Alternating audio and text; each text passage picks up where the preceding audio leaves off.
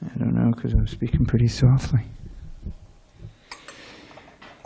Jaya Radha Madhava Kunja Bihari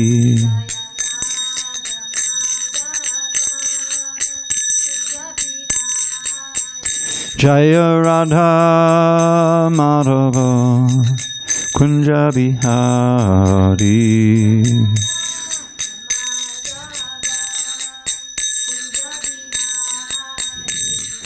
Gopi Jana Vallabha Girivardhari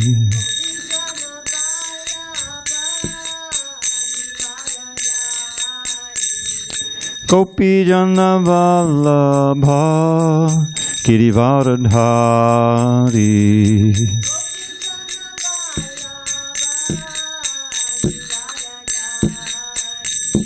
Yashodanandana Pajajana Ranjana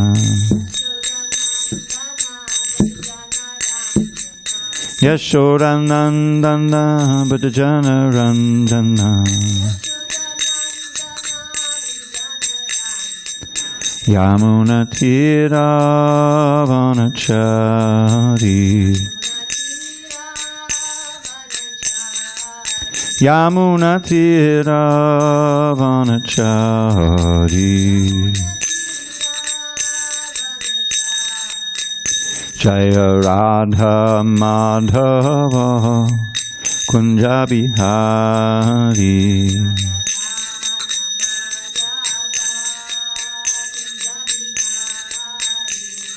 Hare Krishna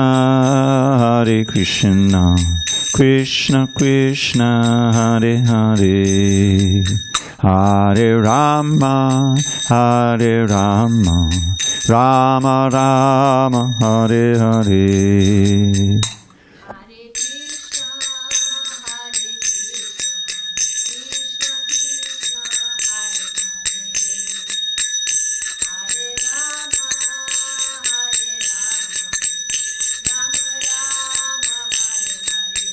Hare Krishna Krishna Krishna Hare Hare Hare Rama Rama Rama Hare Hare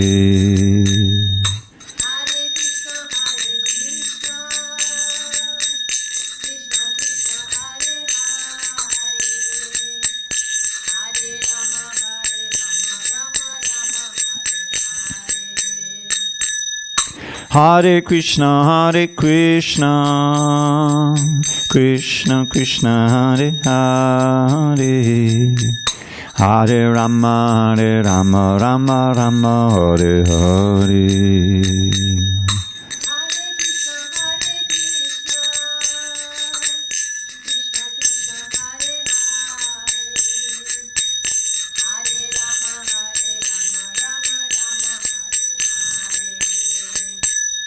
Jaya Radha Madhava Kunja Bihari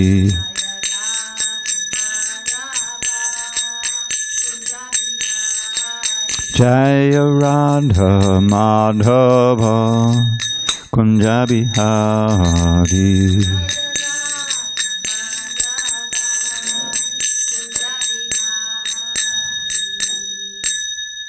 Jaya Vishnupad Paramahansa Purikacharya Astotra Srimad. His Divine Grace, Srila A.C. Bhakti-Vedanta Swami Prabhupada ki Jai. ISKCON BBT Founder Acharya Srila Prabhupada ki Jai. Jaya Vishnupad Paramahansa Purikacharya Astotra Srimad. His Divine Grace, Srila Bhakti Siddhanta Saraswati Thakur ki Jai. Ananda Koti Vaishnavini ki Jai. Namacharya Srila Haridas Thakur ki Jai. Srimad Bhagavad Gita ki Jai. Samaveda Bhaktivinoda ki Jai. All glories to the assembled devotees. All glories to the assembled devotees. All glories to the assembled devotees. All glories to Shri Guru and Gauranga. Okay.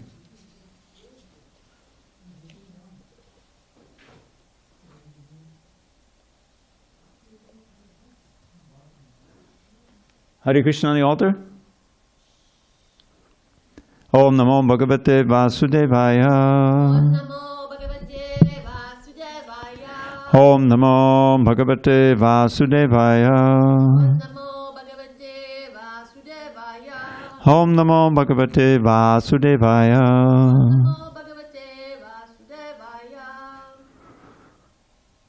Okay, before I begin, I'm going to turn down the mic a little bit. I can do it. I can do it. Yeah, it's too hot. We have some pretty quiet speakers.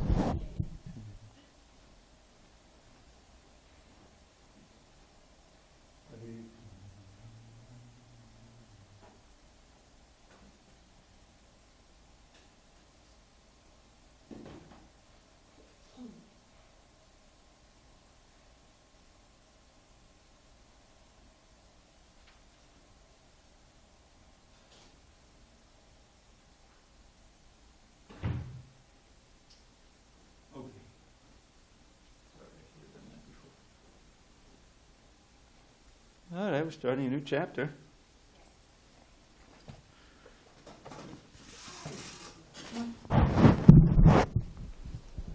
Okay. Here.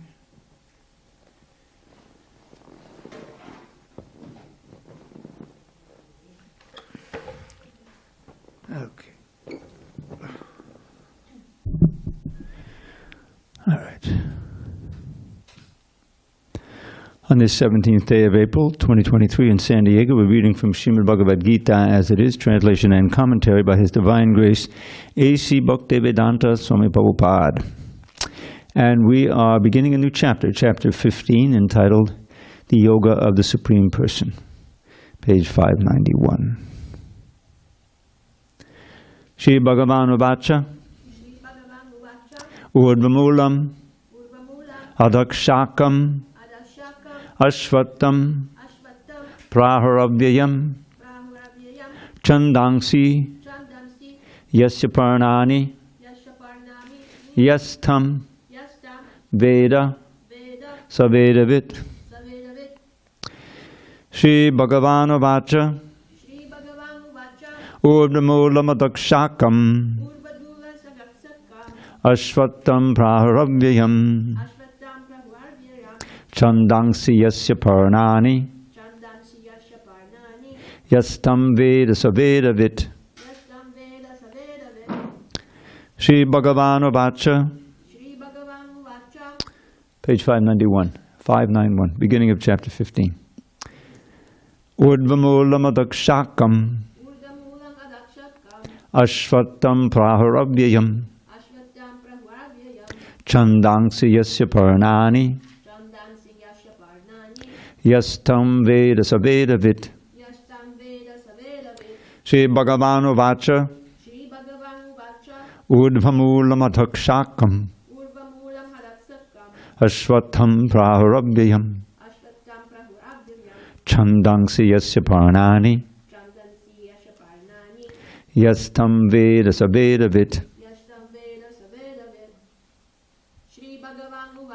Shri Bhagavan Uvacha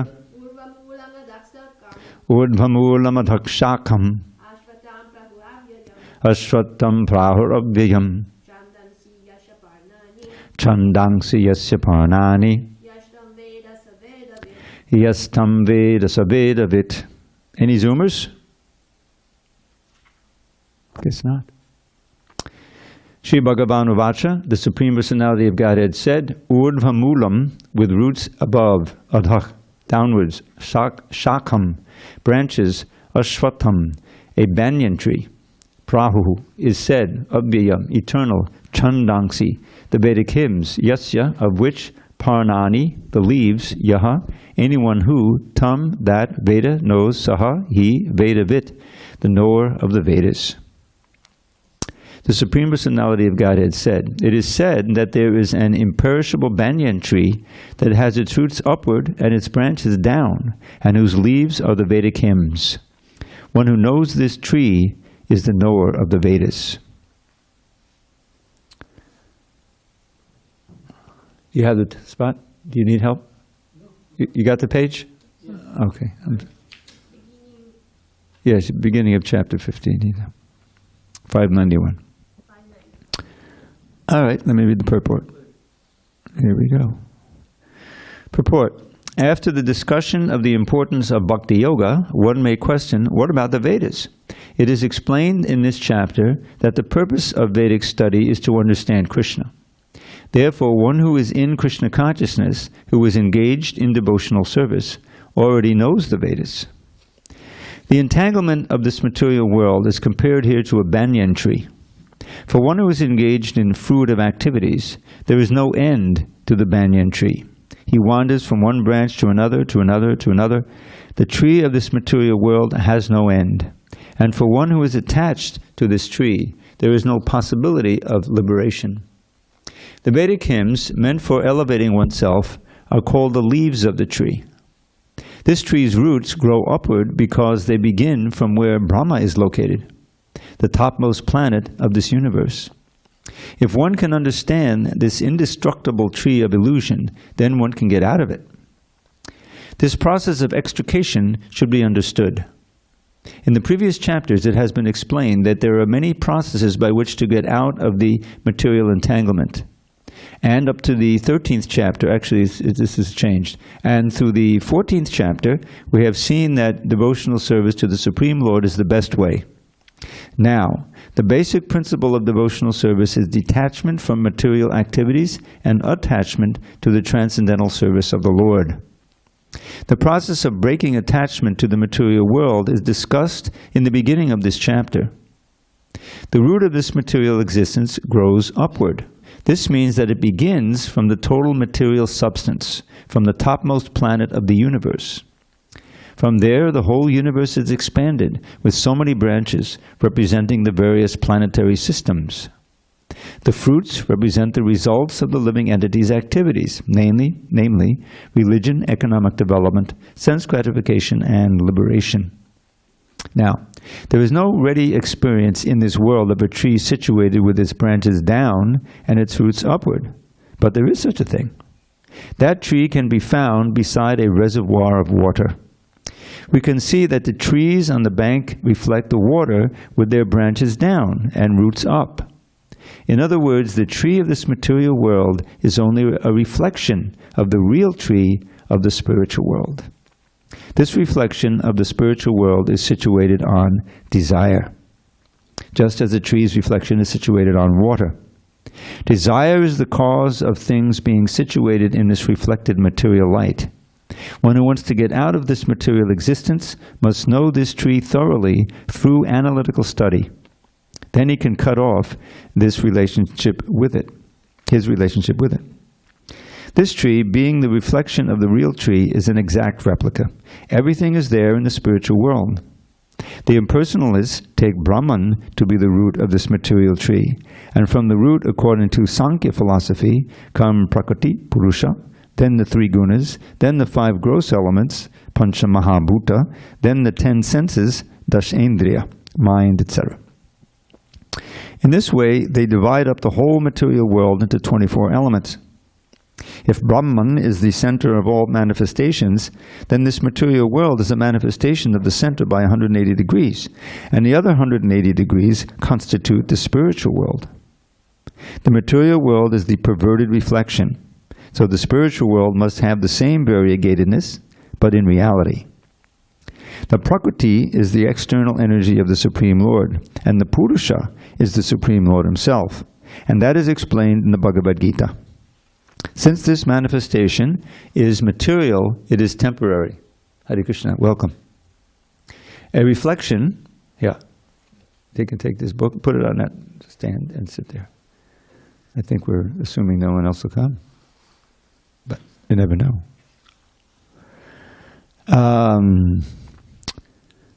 The Prakriti is the external energy of the Supreme Lord, and the Purusha is the Supreme Lord himself. We're at top of 593. And that is explained in the Bhagavad Gita. Since this manifestation is material, it is temporary. A reflection is temporary, for it is sometimes seen and sometimes not seen. But the origin from whence the reflection is reflected is eternal. The material reflection of the real tree has to be cut off. When it is said that a person knows the Vedas, it is assumed that he knows how to cut off the attachment to this material world. If one knows that process, he actually knows the Vedas. One who is attracted by the ritualistic formulas of the Vedas is attracted by the beautiful green leaves of the tree. He does not exactly know the purpose of the Vedas. The purpose of the Vedas, as disclosed by the personality of Godhead himself, is to cut down this reflected tree and attain the real tree of the spiritual world. Om Jnanatimirandasya Jnanandjana Shalakaya Chakshu Unmilitam Mena Tasmai Shri Gurave Namaha. I was born in the darkest of ignorance, but my spiritual master Srila Prabhupada opened my eyes with the torchlight of knowledge. I offer my humble obeisance unto him and all members of Sri Parampara, the disciplic succession. So this is a fascinating chapter, short chapter, but very cogent and full of very important instructions. So this, Srila Prabhupada, before we ever read the Bhagavad Gita, he would talk of this world as a perverted reflection, meaning that we find like friendship in this world. We have friends, and we have some affection for them, we try to help them and get things from them and so forth. But it's temporary. A friendship is eventually broken. If nothing else, by time, someone dies, we die like that, or for some circumstance. I remember way back when I was a kid, 65 years ago, I had my best friend, and then I had other friends who weren't quite the best friend, but we were still a group, like that. So it was nice, my friend, and we would play together, and But then he moved away. Friends move away. Their parents got a little more money; they were able to get a better place with them, and I would go visit, but every while it was finished. And that's the way it is in this material world. No matter how intense an affection we have with someone, even a wife, husband, child, parent, whatever, the force of time scatters everything. In the beginning of the second canto, we find Prabhupada's very memorable description of this world. Following Shukadeva Goswami, he's explaining to Maharaj Pariksit how materialists. He gave a basic principle of what material life is. Nidriya riyate naktam vivayena chabhavayak dibachata hiran kutumbam baranejava. At night time, you sleep too much, you have sex. During the day, you work very hard to make money. And in the weekend, he didn't call it the weekend, but then he said, but then there's spending the money for the kutumba. Kutumba is the family, support the family, go shopping. So that goes on for a certain amount of time. You can form a family unit. But eventually, inevitably, it is scattered. It's scattered. The relationships are broken, and sometimes this is extremely painful. So that's the temporary, that's the reflection. A reflection can be disturbed by anything. There's a little disturbance in the lake or the reservoir, and the reflection isn't there anymore. It becomes distorted. So you have this concept of sat and asat. Sat and asat. Sat is eternal, and sometimes it's existent.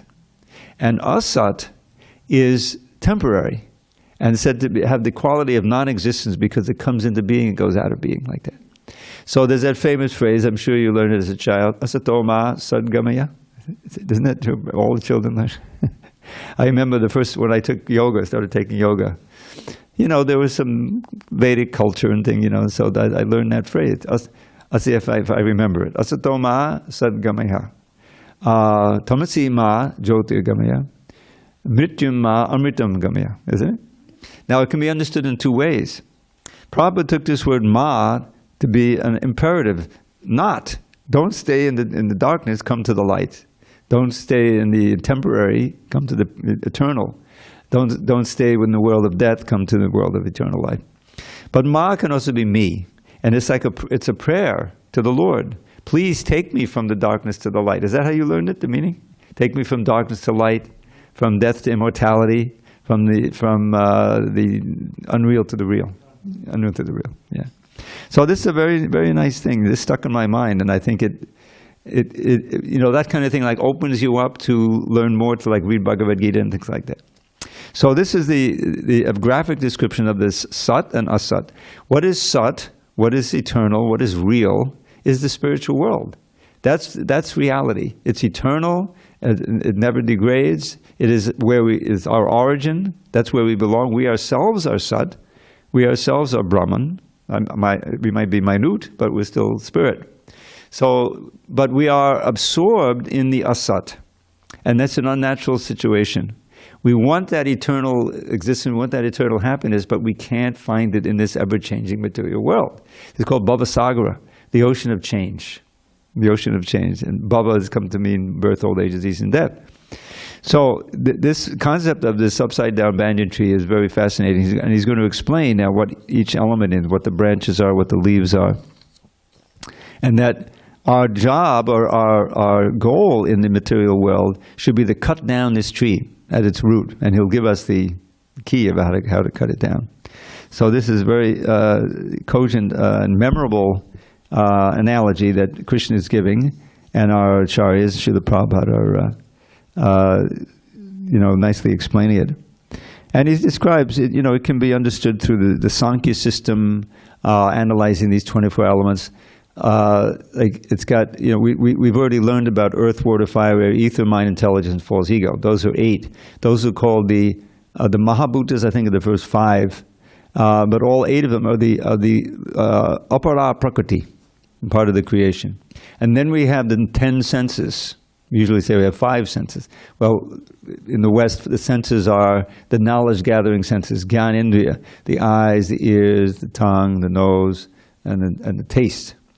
But then there's the active senses. These are all senses. The hands, the feet, the voice, very important, and the excretory and reproductive organs. So these are 10 senses. So you analyze everything, and this is where we're living. But how to get to the essence of it? How to get to the soul? And the Sankhya Yoga, they're talking about Prakriti and Purusha.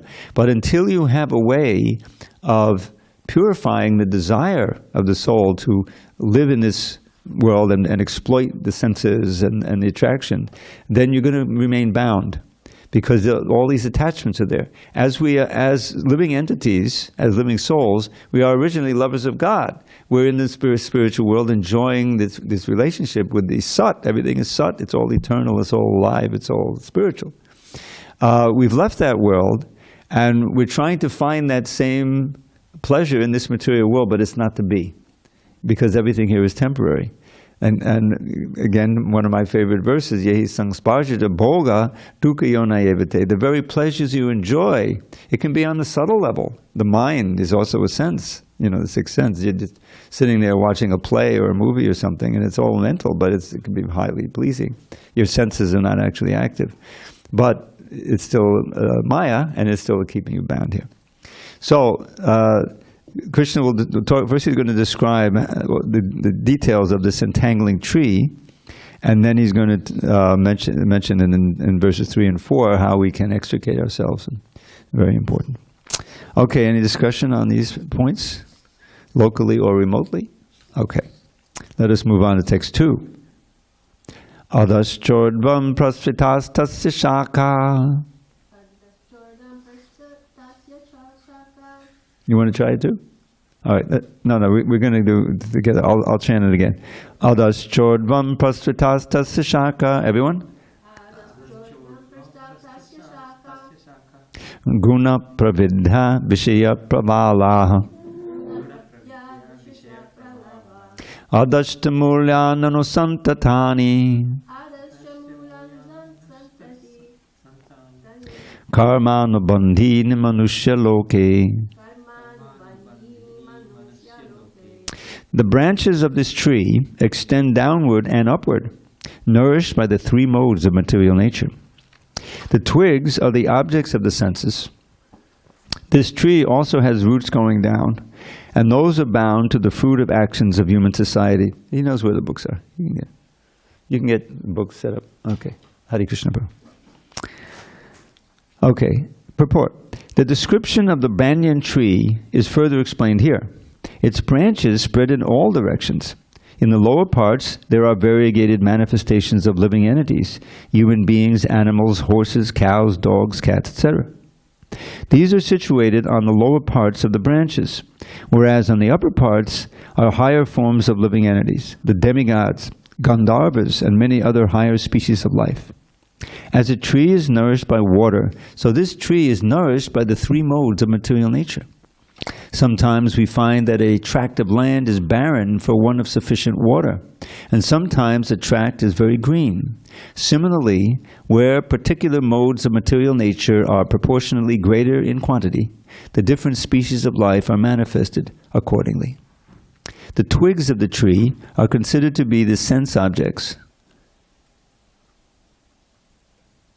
Are you able to get into that closet? Yeah. Okay.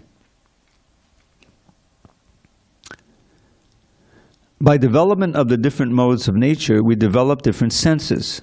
And by the senses, we enjoy different varieties of sense objects. The tips of the branches are the senses, the ears, nose, eye, etc., which are attached to the enjoyment of different sense objects. The twigs are sound, form, touch, and so on. The sense objects. The subsidiary roots are attachments and aversions, which are byproducts of different varieties of suffering and sense enjoyment. The tendencies toward piety and impiety are considered to develop from these secondary roots, which spread in all directions. The real root is from Brahmaloka, and the other roots are in the human planetary systems. After one enjoys the results of virtuous activities in the upper planetary systems, he comes down to this earth and renews his karma, or fruitive activities for promotion.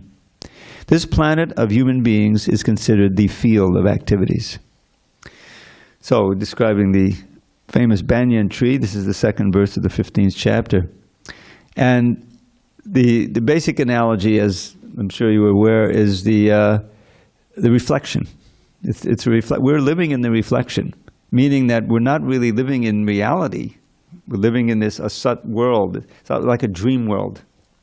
And Prabhupada explains it that way. We have the night dream, and we all have a dream, and we can be a different person, we can different places. We forget our daytime life, and we're involved. And sometimes it can be a nightmare. We're running from a tiger or something, or an enemy, and it's reflected in our physical body. The heart is beating hard, like that. And then you wake up and say, "Oh, thank God, it was only a dream."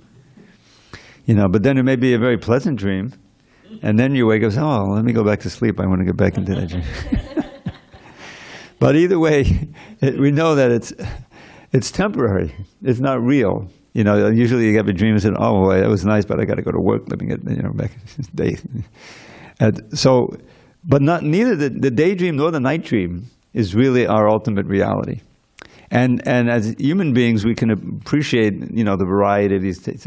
But it's going on also in the lower animals. They're also living this unreality.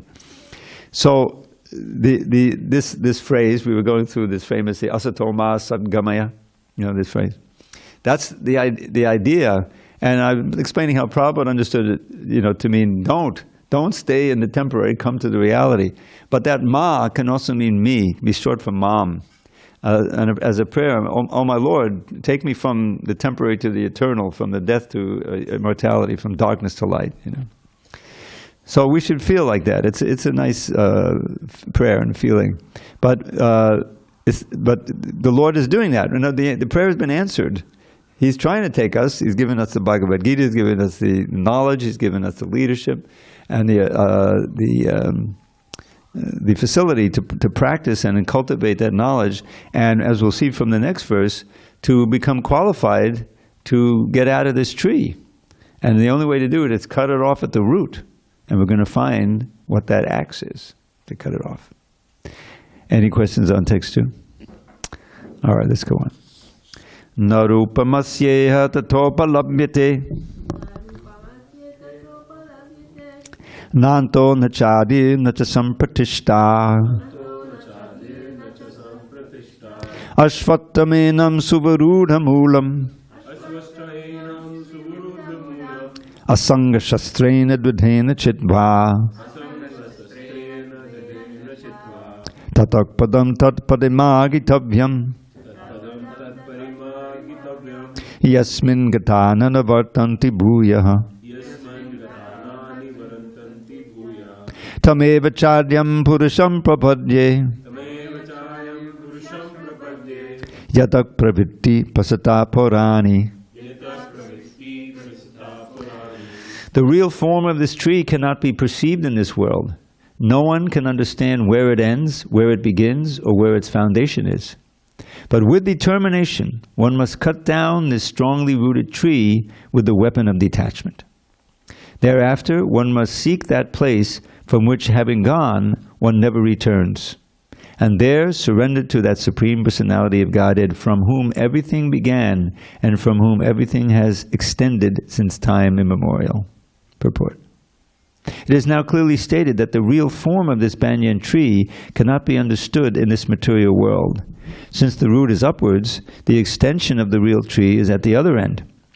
When entangled with the material expansions of the tree, one cannot see how far the tree extends, nor can one see the beginning of this tree. Yet one has to find out the cause. I am the son of my father is the son of such and such a person, etc. By searching in this way, one comes to Brahma, who is generated by the Garbhodakshai Vishnu. Finally, in this way, when one reaches the Supreme Personality of Godhead, that is the end of research work. One has to search out that origin of this tree, the Supreme Personality of Godhead, through the association of persons who are in knowledge of that Supreme Personality of Godhead. Then, by understanding, one becomes gradually detached from this false reflection of reality. And by knowledge, one can cut off the connection and actually become situated in the real tree. The word asanga is very important in this connection because the attachment for sense enjoyment and lording it over the material nature is very strong.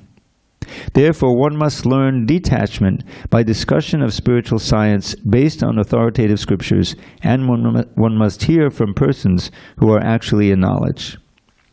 As a result of such discussion in the association of devotees, one comes to the Supreme Personality of Godhead. Then the first thing one must do is surrender to Him. The description of that place from whence, having gone, one never returns to this false reflected tree is given here. The Supreme Personality of Godhead, Krishna, is the original root from whom everything has emanated. To gain the favor of that Personality of Godhead, one has only to surrender, and this is a result of performing devotional service by hearing, chanting, etc. He is the cause of the extension of the material world. This has already been explained by the Lord Himself. Aham sarvasya prabhavaha. I am the origin of everything. Therefore, to get out of the entanglement of this strong banyan tree of material life, one must surrender to Krishna. As soon as one surrenders unto Krishna, one becomes detached automatically from this material extension. So, asanga shastrena. This is the weapon by which to cut down the tree of the reflected tree that we've been entangled with since time immemorial. And as always, the word asanga also means detachment. Detachment, and also means giving up bad association. In the teachings of Lord Kapila Dev to his mother, there are 8 verses. Some of you may have heard of this before. 8 verses, which they're all about the association with sadhus. The same famous verses in there, Tatikshvakarunika Suridaksavardehinam, describing the qualities of a sadhu. And most famous is the Satam Prasangan Mama Virya Samvido verse, about the easiest process of yoga, simply to get together with sadhus, hear from them, listen, chant, repeat, kirtan, which is what this movement is based on. So the next verse actually describes that process of surrender and Jita Sangha Dosha. So I'll wait for that verse, because that same phrase, or that same concept, appears in this Ashtaka in Kapila Dev's teaching to his mother. So here is cutting off with the weapon of detachment. But as always, and as we've learned already in the early parts of the Bhagavad Gita, one cannot just become detached. This is the fallacy of the impersonalists. They try to reach up to Brahman, which is the nirvishesha, which Srila Prabhupada is saving us from. In other words, they think that Brahman, undifferentiated Brahman, effulgence, white light, pure spirit, that's the origin, that's the ultimate origin. that Krishna is a manifestation of form from that Brahman, that he derives from the Brahman, when actually the Brahman is his own bodily effulgence. He's the ultimate reality is the personality of Godhead, not just, spirit. So how can we give up the attachments? We need to have engagements for the very senses that are full of attachment for this world. We need to be able to see the Lord through the deities. We need to be able to taste the prasadam rather than ordinary food. Most importantly, we need spiritual sound vibrations to hear. Prabhupada said, every one of these verses are like a mantra, here and in the Bhagavatam. They chant them. That's why you chant them not just once, but actually you can't chant anything once. Chanting means to repeat. So you chant the mantras. That itself is purifying, even if you don't know the meaning. But I'll tell you from experience, if you do know the meaning, it's even more purifying. So Prabhupada, painstakingly gave us the word-by-word meanings and the transliterations. You won't find that in practically any other Bhagavatam or Bhagavad Gita. So, we cannot really see the tree. We're inside the tree. We're like on the branch of the tree. How can we see the real form of the tree? We need to have some perspective, and that comes through hearing Bhagavad Gita. We can't understand where it ends, where it begins. It's so entangling. But if we can cut off the root of the tree, then we can escape from it. It reminds me of a verse. Let's see if I can remember this verse. Tato duksanga. Krishna is speaking to Uddhava in the Uddhava Gita. And Uddhava has just heard Krishna relate to him the Ila Gita. This Pururava is famous for getting very entangled with a lady of the heavenly planets, Urvashi. And he fell in love and he was having all this affair. But there was a rule that I can't see you naked unless it's time for sex. So I forget who it was, but she had these two little calves or something, and they went out in the middle of the night, and he just got up and he went to get him back, and he came back, but he was naked. Said, that's it, I'm out of here. So she went back to the heavenly planets, and he was pining for her. He was so attached, and it went on and on. Finally said, okay, 3 days a year, you can come and visit me like that, So anyway, Puru was so entangled, but then he gets the blessings of the Lord, and finally he has a song of detachment called the Ila. Another one of his names is Ila Gita. This is all part of the Uddhava Gita, which Krishna is speaking to Uddhava in his final instructions. And after this Ila Gita, and he says, oh, God, I was so attracted to the lips of this lady, her body is just a bag of unmentionable substances. In other words, it was a song of detachment. And so afterward, Krishna gives a verse, kind of,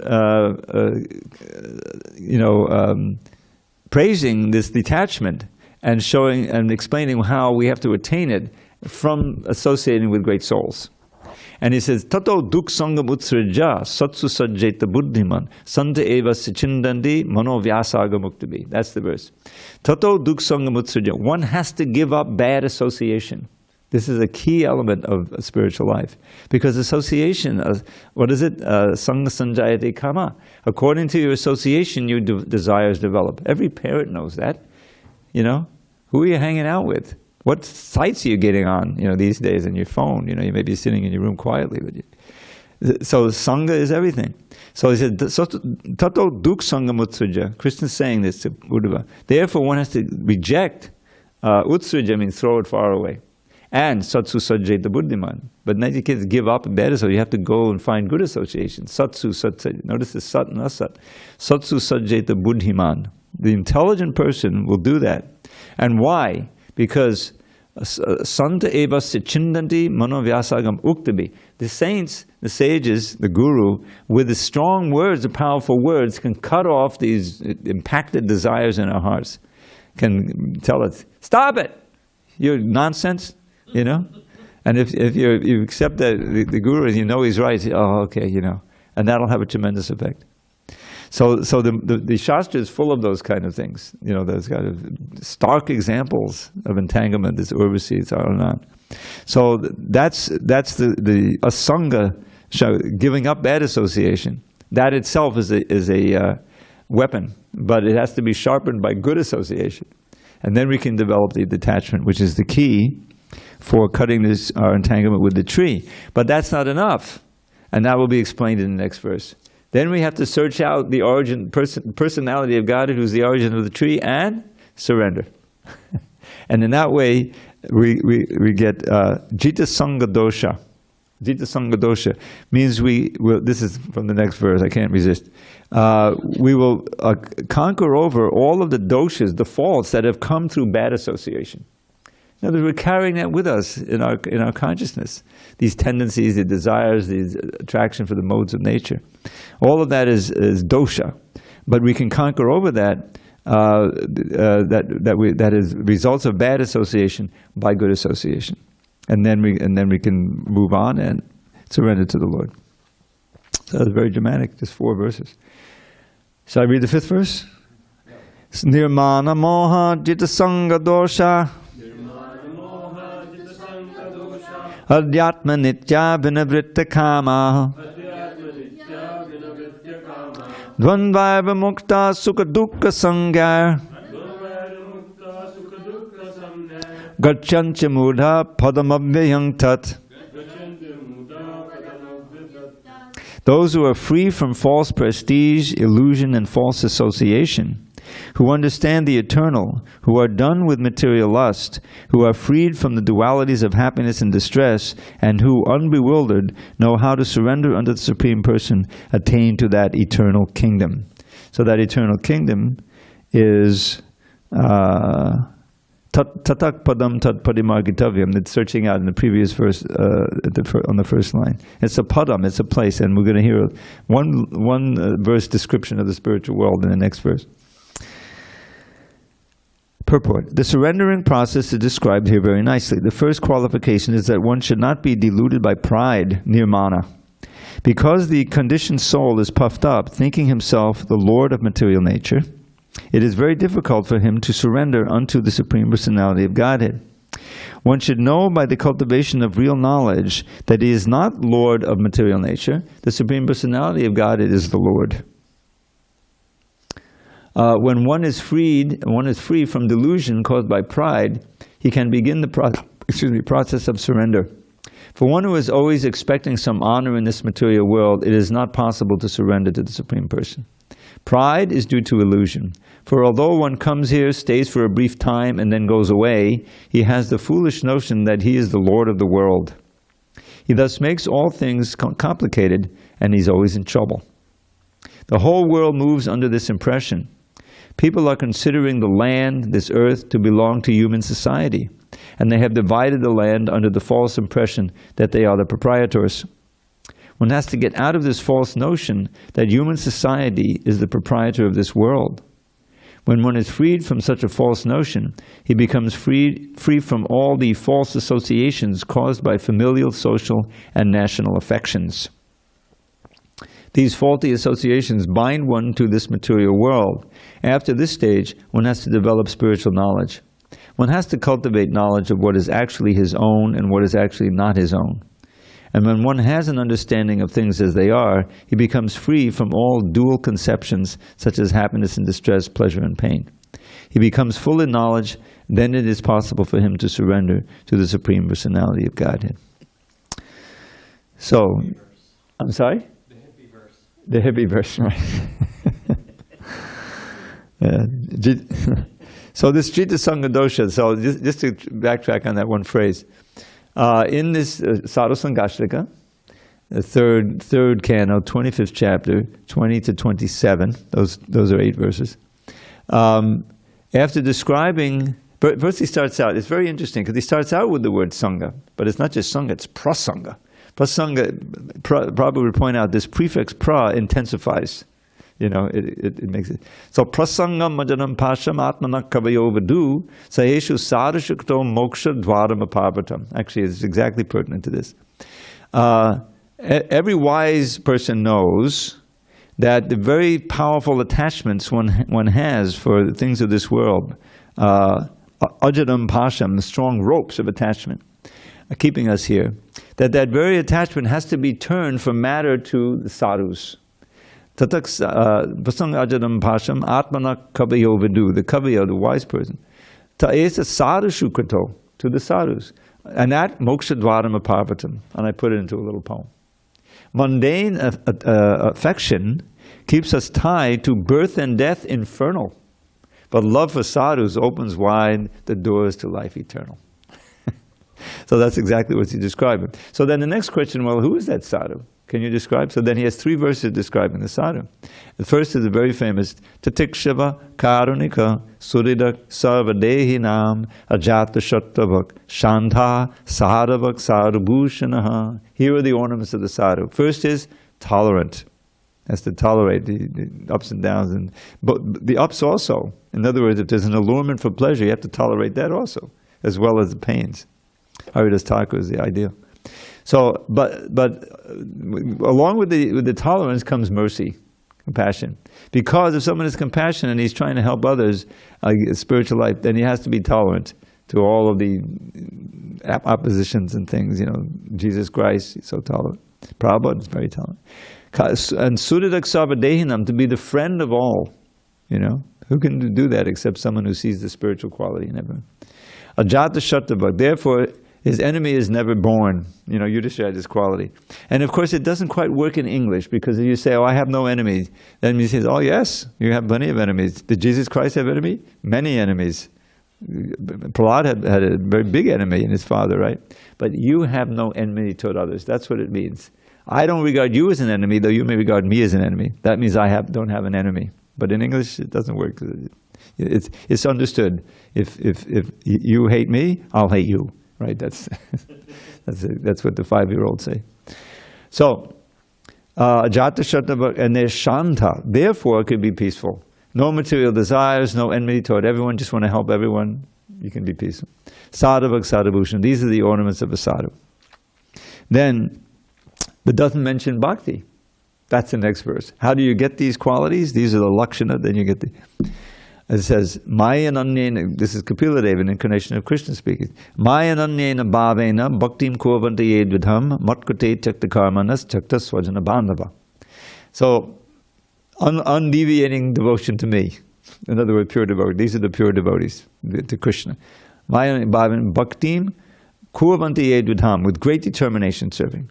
And then he says, Matkute chakta karmanas, for my sake, therefore, giving up any activity that may be otherwise dear to him. This is what surrender means. No, I won't do that anymore. You know, I'm going to act differently. And chakta swajana bandhava, if there are impediments in one's spiritual life, giving up the relationship with friends and family. If they're impediments, one can make them devotees too. That's another thing. Swajana bandhava. So then, how do they enjoy? Marashya, kata mishta, shinbandi katayanti cha, tapandi vivadastava, naitanman katachetasa. Such great sadhus, devotees, they're always hearing and chanting about me. Marashya kata mishta. They're very sweet and pleasing talks about me. And marashya here means sound that has taken shelter of me, another that is related to me. Shinbandi katayanti, hearing and chanting. And because of that, the ordinary miseries, threefold miseries, etc., of this world, they don't bother them very much. Vivadas tapa, naitan mankatachetasa. Because their minds are so absorbed in me. And we saw this great tolerance. Haridas Thakur was a perfect example, getting beaten in 22 marketplaces. Didn't feel a thing.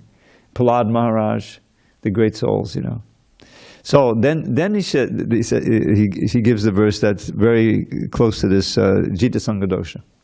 He says, Ta'ete sadhavak sadvi. Now this is interesting as a play on words. He's calling his mother a sadhu. A female sadhu is a sadvi. She's already a sadhu. So he's telling her to take shelter of the sadhu. Ta'ete sadhavak sadvi, sarvasanga vivarjita. Associate with such sadhus, O pious mother, who are sarvasanga vivarjita, who are free of all material desire. Using the word sangha to mean attachment. Sarvasanga vivarjitaha. Taite pratiye sadhu sangha dosha harahite.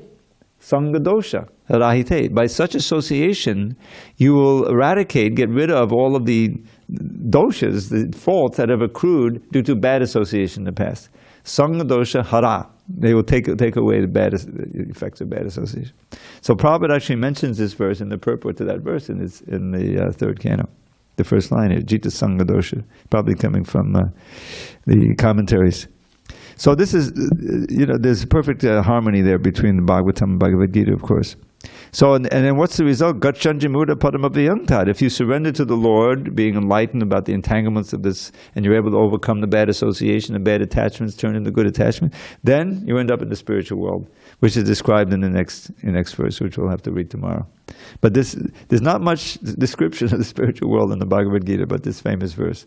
There's no need for sunlight. There's no need for electricity, because everything is self-effulgent, and it's like that. So it's very interesting. And then the key phrase, going there, you never come back here. Yad banyan avartante. So any discussion on these wonderful instructions of Krishna? It's such a delight to read this. One question. Yes, Prabhu, back here. Right above you. Top of you. Okay. I should have brought both mics. Krishna. Hi, Bo. So, couple questions, but I'll start with one. So, we were already in spiritual world, I heard, right? Yeah. And Back home, back to Godhead. yeah, so all these phrases, right, or whatever words, whether jealousy, anger, greed, we learned in material world. Yep. I don't think they existed in spiritual world, because everything is blissful. Everything is everyone is in the same mood. Everyone's enjoying with Krishna. So where did this understanding came that we want to live separately from the God? Well, this is a perennial question. So always, this question bothers me sometime, because I'm like, that situation is better than Satyug, That's Satyuga? In Satyuga, everyone was totally better. same, right? So spiritual situation, spiritual world is zillion times better than being in Satyuga also. Mm-hmm. So what triggered us, what intrigued us to do that? Devotees try to find, and there are things you can find in the Shastra that hint at this. There's a verse in the second canto describing the conditioned souls here who were once eternally liberated. The concept of nitya, it's like one of these things where you're reading Prabhupada's book, you're reading Nectar Devotion, and you get the phrase perfect, more perfect, and most perfect. Well, wait a minute. I was taught in the 5th grade that words like that, like unique, to say something is more unique than another, no. Unique means one of a kind. That's the story. To say something is more unique, more perfect. Perfect is but that concept has to be understood. Is there in the spiritual world. So it's a perfect environment, but part of that perfection is that Krishna, when, you can't say he created us, because that we're never created, we're eternal. But he emanated us, he's emanating us, and we're part of his energy, prakriti, but we're marginal energy, and that concept of marginal energy means that we have, we're the love everything that's based on love. That's the whole thing, it's love. It's not any kind of personal desire. And so, that love has to be freely given. Otherwise, it's not love. That means Krishna takes a risk in giving us this minute independence. There has to be some independence, otherwise it's just slavery. Property. He uses the word servitude, the different rasas. But servitude, we're going to change those servitude. Could you look up servitude in the English dictionary? It's slavery. Right. That's not what we do, But because the servitorship, we'll change it to servitorship. So the thing is that every moment we are giving our love to Krishna voluntarily. And that means that there's that slight risk that somehow or other, and that's the only explanation, we become curious, like say, so what would it be like to be Krishna? And Prabhupada even describes it something that Krishna was trying to convince us not to go, that this is a mistake, and we were stubborn in doing it. All I can say is that, this debate has been going on, because Yad Gadvan about to say, well, okay, once going there, you never come back. But why would we ever leave? If what's the difference? So, Prabhupada describes it. We don't really leave. we kind of enter a dream world. We're still there, but we're dreaming. We're dreaming the different lives, like we're describing. It's like dream. It's asat, right? So we're concocting all of these ideas and these things out of our, the material energy, that somehow this is attractive. But it's only attractive because it's a pale reflection of what we're attracted to in the spiritual world. And so we can't get out on our own because we're completely covered over. We need an intervention. Like an intervention. So Krishna comes himself, or he sends his representative, who are not conditioned. Who if we're lucky, we're fortunate, and we are somewhat receptive, and we get an inkling of the reality, and we can 1 life, 10 lives, whatever it takes, cultivate purify ourselves of all of the dirt that we've claimed here. So. All I can do for you, you send me an email, I'll send you Prabhupada's essay on this subject, okay? This has been a perennial question. Devotees asked this question, they wrote to Prabhupada, and he would always say, somehow or other, we developed a desire. And one time, I'll tell you, it developed into a whole thing, because way back in the early 70s, Madhudvish Swami, he was the American, but he was the GBC for Australia. And one devotee, I remember seeing him. He became the principal of of Dallas at Gurukul. He was finding places in the books that seemed to indicate, all he had was Prabhupada books, indicate that we never fell. And so he asked Prabhupada to write something definitive that he could then circulate in Australia. And he did. He wrote an attachment to a letter. It was a little essay. It was edited, you can see. And he described it in this way. I'll send you that, and I can send you Judah Karma's book that he compiled, of all kinds of quotes, some of them from Jiva Goswami, Bhaktivinoda, indicating this reality, and that'll help you. All glory to Srila Prabhupada. Thank you so much. You answered my other question of, my follow-up question was slavery, so you already answered that. Oh, okay, good. Yeah, thank you. All right, so we'll continue tomorrow with this chapter. Text 6, description of Goloka. Okay, can you